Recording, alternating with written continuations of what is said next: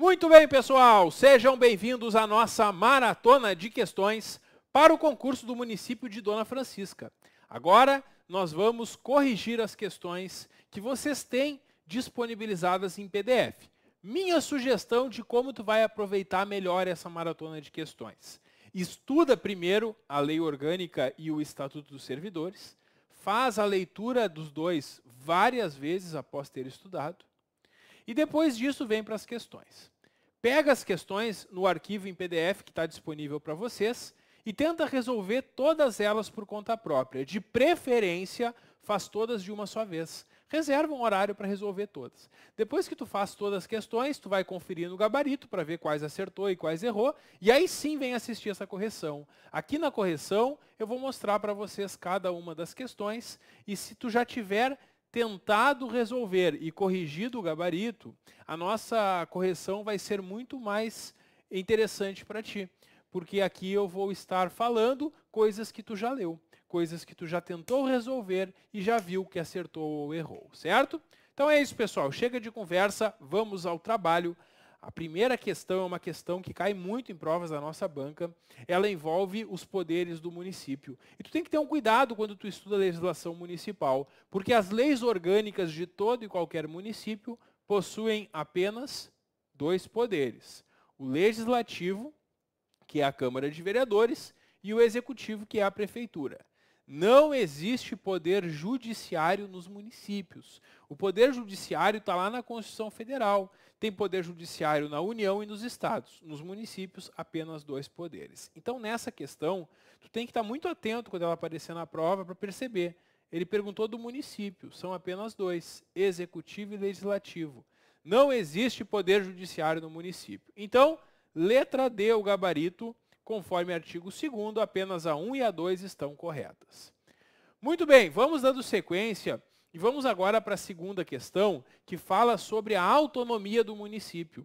Eu posso dizer que o município de Dona Francisca é autônomo, não é subordinado ao governo federal, ao governo estadual, porque ele, o povo de Dona Francisca, elege os seus vereadores, que compõem o legislativo. Elege prefeito e vice, que compõem o executivo. E existe uma administração própria que cuida do peculiar interesse do município, que é a própria prefeitura. Por esses três motivos, eu posso afirmar que o município é autônomo. E isso já foi perguntado em outras provas da nossa banca. Então, letra E, o gabarito, essas alternativas são cópias do artigo 5º, está tudo certo. Letra E, a resposta correta. Terceira questão, competências do município. Te liga, cuidado. Tem duas listas com competências do município de Dona Francisca na lei orgânica. Tem o artigo 6º e o artigo 8º. Qual é a diferença? O artigo 6º traz competências que são apenas do município de Dona Francisca. No artigo 8º, tem competências que são do município concorrentemente, conjuntamente com a União ou o Estado. E aí, na hora da prova, a banca pode fazer uma questão te perguntando quais são só do município, quais que são concorrentes. Nesse caso, eu perguntei qual dessas aqui que é concorrente? E é a letra B, porque está lá no artigo 8º. Todas as outras alternativas estão no artigo 6º, são competências só do município, não são concorrentes. Letra B é o nosso gabarito. Questão 4. Tributos do município. Assinale a alternativa que não apresenta tributo de competência do município. Cuidado, o artigo 9º traz os tributos do município. São os impostos, o IPTU, o ITBI e o ISS, taxas que o município cobra em razão do poder de polícia ou serviços públicos colocado à disposição do contribuinte, contribuição de melhoria e contribuição de iluminação pública. E esses tributos estão melhor explicados lá no Código Tributário do município. Mas aqui na Lei Orgânica já tem essa informação. E com base nessa informação, a banca já cobrou em outros municípios quais eram os tributos municipais, misturando eles com tributos federais e estaduais. Nessa questão aqui, pessoal, de acordo com o artigo 9º, qual dessas alternativas que não é um tributo municipal? É a letra D, o Imposto sobre a Propriedade de Veículos Automotores, o famoso IPVA. Mas, professor, me falaram uma vez que se eu comprar um carro em Agudo e não transferir aqui para a dona Francisca, se ele continuar emplacado em agudo, quando eu pagar IPVA, o dinheiro vai para agudo e não para a dona Francisca. É verdade isso? É verdade.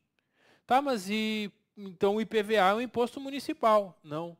O IPVA, ele é um imposto estadual. E o Estado pega metade do que ele arrecada com o IPVA e repassa para os municípios nos quais os veículos estão emplacados. Então, sim, quando tu compra um carro fora de Dona Francisca, tu deve transferir ele para Dona Francisca, lá no registro do Detran. Porque se tu não fizer isso, quando tu pagar o IPVA, metade do valor do teu IPVA vai lá para o outro município. Mas o IPVA não é municipal. O IPVA é um imposto estadual.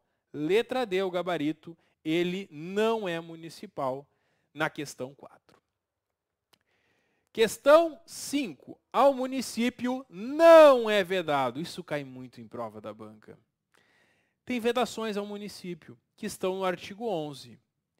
E aí é muito comum que a banca traga na prova essas proibições, essas vedações, e altere o sentido de uma, para tornar ela incorreta. E eu fiz isso na letra E.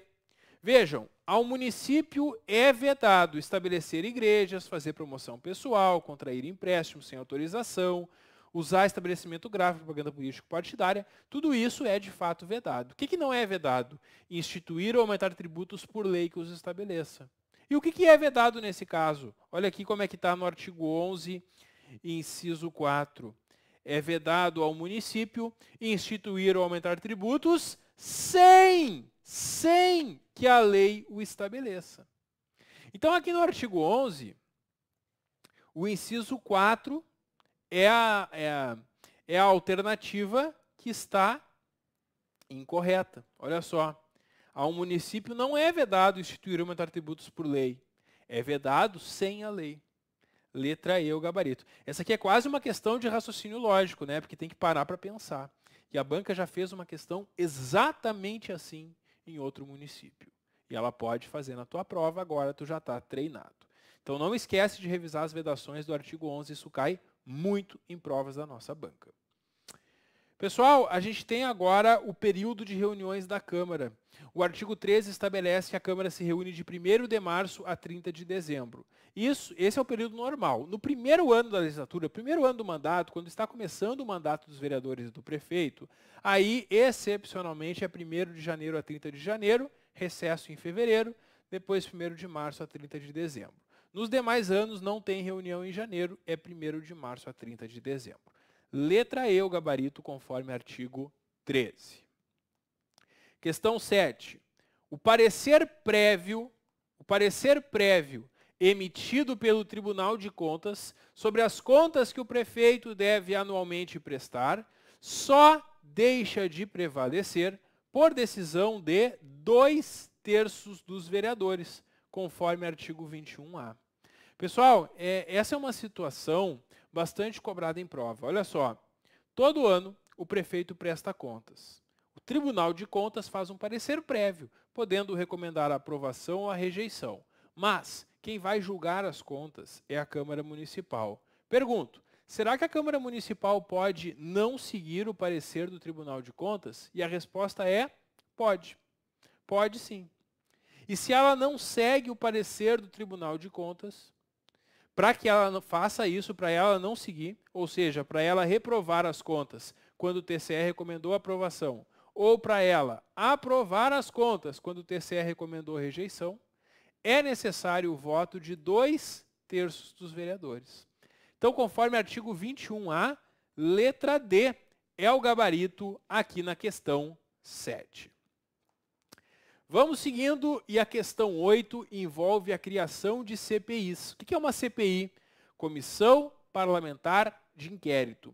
É uma comissão que os vereadores podem criar para investigar algum fato determinado. Tem uma denúncia de uma irregularidade na prefeitura. Os vereadores podem criar essa CPI, Comissão Parlamentar de Inquérito. Para criar uma CPI, é necessário o requerimento de, no mínimo, 1/3 dos vereadores. Letra C, o gabarito, conforme artigo 24. Muito bem, vamos adiante. Questão 9. A questão 9, ela fala sobre a fixação do subsídio dos vereadores. O subsídio dos vereadores, do prefeito e do vice-prefeito e dos secretários são estabelecidos pela Câmara para vigorar no mandato seguinte. É sempre assim. Os atuais vereadores decidem quanto que os próximos vão ganhar. Eles não aumentam o próprio salário durante o mandato. E isso tem que ser fixado sempre 15 dias antes das eleições. É o que nós temos no artigo 30. Letra A é o gabarito da questão 9. Com isso, concluímos o nosso primeiro vídeo de correção do nosso simulado. E no próximo vídeo eu volto para a gente continuar com a correção das questões sobre a lei orgânica aqui do município de Dona Francisca. Até logo!